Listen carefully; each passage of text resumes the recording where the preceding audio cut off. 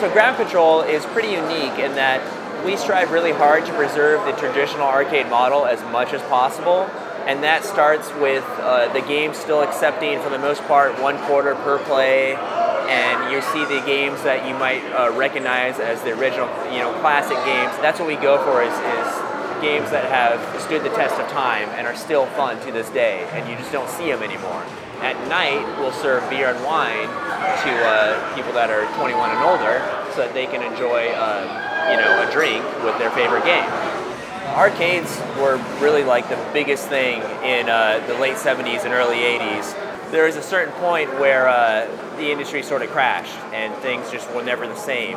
And some arcades have held on since, and arcade games were still pretty popular well into the 90s. But you'll see like less and less games being produced from the early 2000s and on.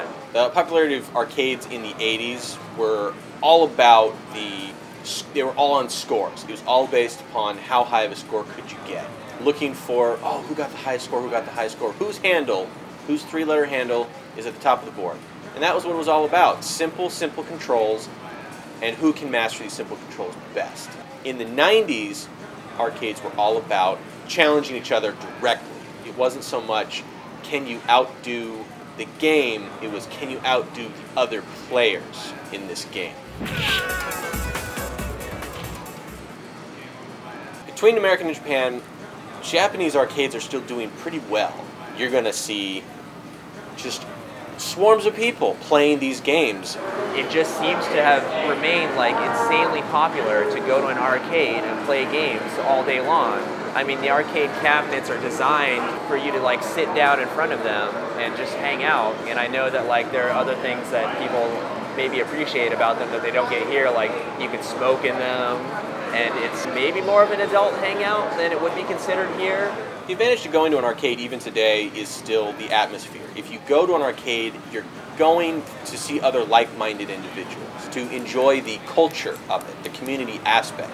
It gets you out and it makes you be a little bit social, You'll meet new people, basically experience the games in a way that it might be a little bit more fun than just playing at home or playing online, because you've got actual people around you that are, reacting to what's going on. Maybe they're watching a couple of friends, play each other in a competitive game.